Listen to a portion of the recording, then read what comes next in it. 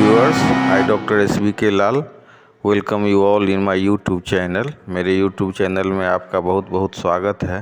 अगर आप इस चैनल पर नए हैं तो चैनल को लाइक, शेयर और सब्सक्राइब करें ताकि विविध विषयों से संबंधित जो मैं वीडियो डालते रहता हूं आप तक पहुंचे।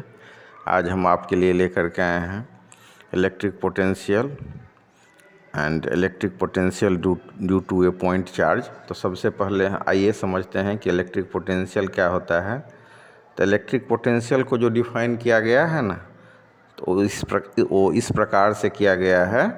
The electric potential at a point in an electric field is the amount of work done in moving a unit positive charge from infinity to that point against the electrostatic force. तो इस हिसाब से electric potential बराबर हो गया हमारा work done बटे charge. तो मतलब अब मान लीजिए किसी बिंदु O पर एक चार्ज रखा हुआ है, सेपरेट चार्ज रखा हुआ है, या इसको हम सोर्स चार्ज भी कह सकते हैं। तो उसके चलते उससे अनंत दूरी पर जो है एक चार्ज हम रखते हैं, उसको हम टेस्ट चार्ज बोलते हैं। तो एक जो सोर्स चार्ज को Q लेते हैं और जो मतलब एट इन्फिनिटी अनंत पर हम एक चार्ज लेते हैं Q0। तो Q0 चार्ज भी प्लस है और सोर्स चार्ज भी प्लस है। तो सोर्स चार्ज के तरफ हम P पॉइंट पर एक उस चार्ज को लाते हैं। तो उस चार्ज को लाने में जो प्रतिकर्षण बल लग रहा है, मतलब रिपल्सिव फोर्स लग रहा है, मतलब फोर्स ऑफ रिपल्सन जो लग रहा है, जो उसको मतलब उस पर जो उसको प्रतिकर्षित कर रहा है, विकर्षित कर रहा है, तो उस चार्ज उस फोर्स के अगेंस्ट में काम करना होगा। तो यही काम जो है सो पोटेंशियल के रूप में हम इसको डिफाइन करते हैं। मतलब एक हम लिए इसमें सोर्स चार्ज लिए, सोर्स चार्ज से इन्फिनिटी पर दूरी पर, अनंत दूरी पर एक टेस्ट चार्ज लिए और टेस्ट चार्ज को Q जो हमारा सोर्स चार्ज है उसके दिशा में हम पॉइंट P पर लाते हैं। तो पॉइंट P पर जो हम लाते हैं तो पॉइंट P पर लाने में जो कार्य करना होता है उसी को हम पोटेंशियल के रूप में डिफाइन करते हैं। तब मान लीजिए कि ये चार्ज है आवेश Q कहाँ पर है, तो अनंत पर है। अब अनंत से हम बिंदु P पर लाते हैं और P बिंदु पर लाने में जो हमको कार्य करना पड़ता है वो कार्य है W। तो पॉइंट P पर जो इलेक्ट्रिक पोटेंशियल हो गया V, तो V बराबर हो जाएगा W बट्टे Q। तो इस हिसाब से अगर हिंदी में परिभाषित करें तो हम परिभाषित कर सकते हैं, किसी बिंदु पर विद्युत विभव कार्य का वह परिमाण है जो प्रति एकांक आवेश को अनंत से उस बिंदु तक लाने में किया जाता है। तो इसी हिसाब से अगर अंग्रेजी में परिभाषित करें तो हम ऐसे परिभाषित कर सकते हैं, the electric potential at a point in an electric field is the amount of work done in moving a unit positive charge from infinity to that point against the electrostatic force। तो ये charge के चलते जो electric force लग रहा है उसके against में काम कर रहा है। तो इस हिसाब से हो गया इलेक्ट्रिक पोटेंशियल बराबर वर्क डन बटे चार्ज, और उसमें से V is equal to W upon Q। अब कोई भी जो हमारा जो फिजिकल क्वांटिटी होता है उसका हम अध्ययन करते हैं तो जानते हैं कि ये मतलब कौन सा मतलब ये है क्वांटिटी है, उसका यूनिट क्या है। तो इलेक्ट्रिक पोटेंशियल का यूनिट को हम मतलब वोल्ट से निरूपित करते हैं, और एक हिसाब से और भी इसको हम डिफाइन कर सकते हैं, जैसे वर्क डन। तो वर्क डन का यूनिट होता है जूल और चार्ज का होता है कूलम्ब। तो जूल प्रति कूलम्ब के रूप में भी इसको हम डिफाइन कर सकते हैं। तो इस हिसाब से हम इसको डिफाइन कर सकते हैं। और अगर हम इसको जूल प्रति कूलम्ब के रूप में डिफाइन कर सकते हैं तो इसके लिए हमको लिखना पड़ेगा कि विद्युत विभव का SI मात्रक बराबर हो जाएगा कार्य का मात्रक बटा आवेश का मात्रक, तो बराबर हो गया जूल, जूल बटा कूलम्ब। तो जूल पर कूलम्ब या जूल J पर C, ऐसे हम इसको लिख सकते हैं। ठीक है, तो ये इसको देख लीजिए, इसके परिभाषा को देखिए, इसके उसी हिसाब से मैथमेटिकली इसको जो एक्सप्रेस करते हैं उसको देखिए। इलेक्ट्रिक पोटेंशियल बराबर वर्क डन अपॉन चार्ज। ठीक है, तो उसके बाद अगर इसको आप इलेक्ट्रिक पोटेंशियल को समझ रहे हैं बढ़िया से, तो इलेक्ट्रिक पोटेंशियल को बढ़िया से समझने के बाद अब हम निकालेंगे electric potential due to a point charge. तो इसके लिए हमको क्या करना होगा, तो इसके लिए we will consider a positive point charge Q placed at the origin O, और we may say we are taking a positive point charge Q at the origin O. This charge, this positive point charge is also known as the source charge, and from this very charge we are taking the source charge, a test charge at the distance of infinity, or we may say that at infinity from the point O we are taking the test charge Q0 at the distance infinity from the point O. Or in another word, we may say, consider a positive point charge Q placed at the origin O. We wish to calculate its electric potential at a point P at distance R from it. तो यहाँ पर हमारा जो point O है जिस पर हम charge Q लिए हुए हैं, उससे R दूरी पर हमारा पॉइंट P है, और X दूरी पर हमारा पॉइंट A है, और पॉइंट A से अगर हम B पर लाते हैं चार्ज को, जो कि स्मॉल डिस्टेंस हमारा dx हो गया, तो Q चार्ज को स्मॉल डिस्टेंस dx तक लाने में जो कार्य करना होता है तो वो होगा dw के रूप में हो जाएगा। तो पॉइंट A पर ये इन्फिनिटी से हम लाए, इसको यहाँ पर लाते हैं चार्ज पॉइंट A पर, पॉइंट A से B का दूरी स्मॉल डिस्टेंस है dx। तो suppose a test charge Q0 is placed at point A from the distance x from O। तो we may say that a test charge Q0 is placed at a point A at distance x from O। यहाँ हम देख रहे हैं कि x दूरी पर ये हम चार्ज ले रहे हैं, x दूरी पर हमारा पॉइंट A है, और यहाँ से ये जो हमारा x डिस्टेंस है, तो x डिस्टेंस पर हमारा ये जो चार्ज अगर Q0 हो तो electric force acting on charge Q0 पर जो इलेक्ट्रिक फोर्स लग रहा है पहले उसको कैलकुलेट कर लेंगे। तो इसको हम कैलकुलेट कैसे करेंगे? तो इसको कैलकुलेट करेंगे हम कूलम्ब्स लॉ से। कूलम्ब्स लॉ क्या कहता है? कूलम्ब्स लॉ कहता है कि the electric force between to charges is directly proportional to the product of the charges and inversely proportional to the square of their distance। तो इस हिसाब से हमारा ये जो फोर्स लगेगा वो हो जाएगा 1/4πε0 Q0/x², क्योंकि एक चार्ज हो गया हमारा सोर्स चार्ज जो Q से है, और दूसरा चार्ज हो गया हमारा Q0, तो दोनों का प्रोडक्ट क्या हो जाएगा? Q into Q0। और हम देख रहे हैं कि पॉइंट A पर अगर चार्ज Q0 है तो पॉइंट A पर जो Q0 चार्ज है तो उस पर कितना फोर्स लग रहा है उसको कैलकुलेट कर रहे हैं। तो फिर इसको हमको गुना करना पड़ेगा सोर्स चार्ज से। तो सोर्स चार्ज को और टेस्ट चार्ज को गुना करते हैं तो हमारा प्रोडक्ट हो जाएगा Q इंटू Q0, और बट्टे क्या हो जाएगा? तो बट्टे हो जाएगा हमारा x², क्योंकि ये डिस्टेंस जो है O और A के बीच में x है, तो इन्वर्सली प्रोपोर्शनल होता है ना।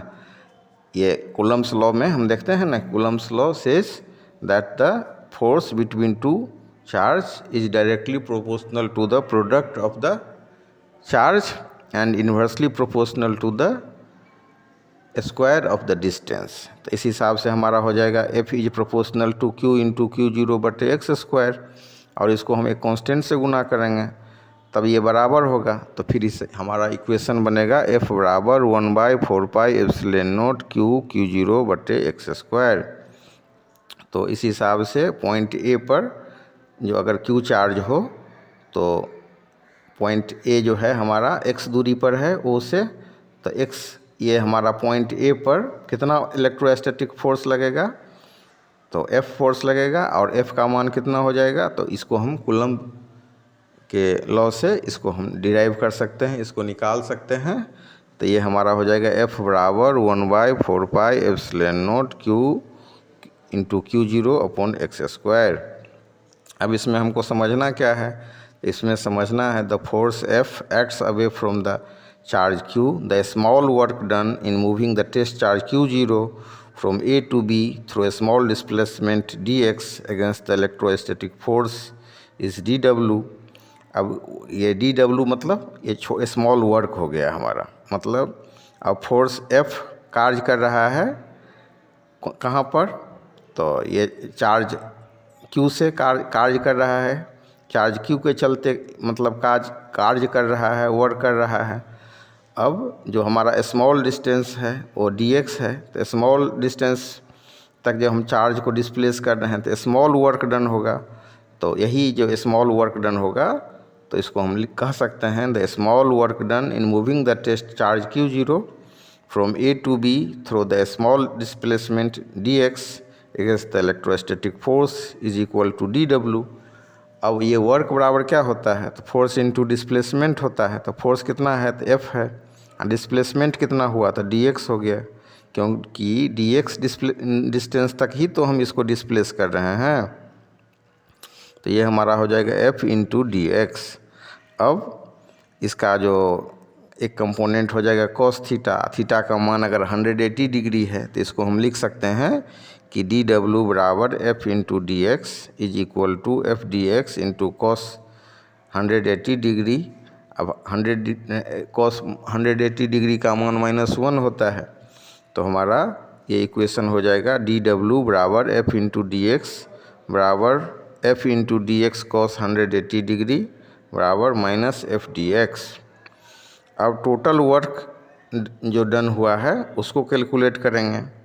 तो the total work done in moving charge Q0 from infinity to the point P will be W बराबर dw। अब dw हो गया स्मॉल वर्क, और टोटल वर्क को निकालने के लिए क्या करेंगे, तो dw को हम इंटीग्रेट कर देंगे। तो इसको हम इस हिसाब से लिख सकते हैं कि W बराबर इंटीग्रेशन dw बराबर integration from infinity to r f dx is equal to minus integration from infinity to r। अब ये f का मान हम कितना निकाल रहे हैं, f का मान निकाल रहे हैं 1/4 pi epsilon naught q into Q0 upon x square. तो यही मान यहाँ पर हम पुट कर देंगे, तो f के जगह पर हम लिखेंगे 1/4 pi epsilon naught q into Q0 upon x square into dx। और फिर इसको कैलकुलेट करेंगे तो हम q into Q0 upon 4 pi epsilon not, इसको हम बाहर कर लेंगे। तो फिर इस हिसाब से हमारा हो जाएगा minus Q0 upon 4 pi epsilon naught integration from infinity to r। अब इसको एक्स स्क्वायर नीचे में है, ऊपर ले जाएंगे तो x -2 हो जाएगा, तो इसको लिखेंगे x to the power -2 dx। और फिर इसको कैलकुलेट करेंगे तो ये हो जाएगा minus Q0 upon 4 pi epsilon not. और उसके बाद फिर इसको इंटीग्रेट किए तो ये हो जाएगा हमारा -1/x। अब कहाँ से कहाँ तक इसको इंटीग्रेट किए हैं, तो इन्फिनिटी टू r किए हैं। तो एक बार इसका मान हम r लेंगे x का, एक बार x का मान इन्फिनिटी लेंगे।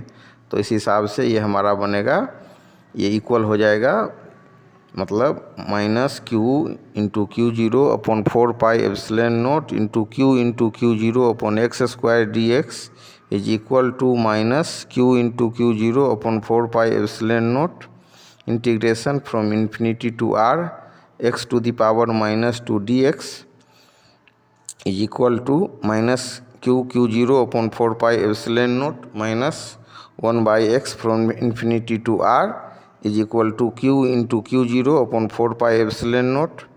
अब इसका मान हम x का लेंगे एक बार r, तो ये हो जाएगा 1/r, एक बार इसका मान लेंगे इन्फिनिटी तो -1/इन्फिनिटी। तो फिर ये बराबर हो जाएगा 1/4 pi epsilon naught q into Q0 upon r, क्योंकि एक में अगर हम इन्फिनिटी से भाग देंगे तो 0 हो जाएगा हमारा। तो इस हिसाब से हम इसको समझ सकते हैं, और इसको अगर लिखने की बात होगी तो फिर हम इसको लिखेंगे। Hence the work done in moving a unit test charge from infinity to the point P और the electric potential at point P is V is equal to W upon Q0। और W का मान हम निकाले हैं ना 1/4 pi epsilon naught q into ये इसका जो मान हम कैलकुलेट किए हैं, ये मान को अगर इसमें हम दे देंगे तो ये हो जाएगा v बराबर हमारा हो जाएगा 1/4 pi epsilon naught Q upon R। तो इसको ये W, पहले W का मान दे देंगे। W का मान कितना होता है 1/4 pi epsilon naught Q into Q0 upon R, अब बट्टे है Q0, तो बटा Q0 से भाग होगा, तो Q0 चार्ज से Q0 कैंसिल हो जाएगा, तब हमारा V का वैल्यू निकल जाएगा। तो V का वैल्यू हो जाएगा V is equal to 1/4 pi epsilon naught Q upon R। तो इस हिसाब से हम इसको कैलकुलेट कर सकते हैं कि electric potential due to a point charge. तो इस हिसाब से एक पॉइंट चार्ज के चलते जो हमारा इलेक्ट्रिक पोटेंशियल होता है इसको हमने कैलकुलेट किया। यहाँ देख रहे हैं, इसी चीज़ को हम लिखे हैं कि जो स्मॉल, समझना क्या है, तो समझना है कि स्मॉल डिस्टेंस हमारा dx है और स्मॉल डिस्टेंस dx तक हम इस चार्ज को डिस्प्लेस करते हैं। तो डिस्प्लेसमेंट करने में जो हमारा फोर्स ऑफ रिपल्सन है, वो फोर्स ऑफ रिपल्सन के कारण क्या है, तो हमको वर्क करना पड़ता है। We have to do work against the force of repulsion, and against the force of repulsion we have to do some work, and we have to calculate that very work, and if we are able to calculate that very work, then we will be able to get the potential due to a point charge. We have a point charge Q0 that is known as the source a test charge, and we have to do work against the force, against, you may say, the repulsive force created by the source charge, and we are displacing the test charge. That here we have two charge, we have two charge, one is the source charge and another is the test charge, and the source charge is constant, and Q0 that is the test charge which exists at infinity, and here we are moving or displacing the test charge Q0 from A to B, and the distance between A to B is dx, that is the small distance. We are calculating this very work. So we may say that the force Fx from the charge Q, the small work done in moving the test charge Q0 from A to B through a small displacement dx against the electrostatic force is dW is equal to F into dx, will be equal to F dx into cos 180 degree is equal to minus F dx. Hence we are going to explain how we will calculate the total work done in moving the charge Q0 from infinity to the point P. तो ये हमारा हो गया W, ये total work जो हो गया, इसको Q चार्ज को, जो कि हमारा टेस्ट चार्ज है, उसको मूव करने में कितना काम करना पड़ रहा है, तो इन्फिनिटी से पॉइंट P तक लाने में जो कार्य करना पड़ रहा है वो हो गया W, और स्मॉल वर्क हो गया हमारा dW। तो स्मॉल वर्क जो dW है उसको हम इंटीग्रेट करते हैं, integrating dW we are finding integration from infinity to R, क्योंकि इन्फिनिटी से हम चार्ज को ला रहे हैं एट द डिस्टेंस R दूरी पर जो P पॉइंट है वहाँ तक हम ला रहे हैं, इसीलिए हम इन्फिनिटी से R डिस्टेंस तक इसको इंटीग्रेट करते हैं। और dW का मान क्या होता है, तो dW का मान होता है F dx, तो इसको हम लिख सकते हैं इज इक्वल टू इंटीग्रेशन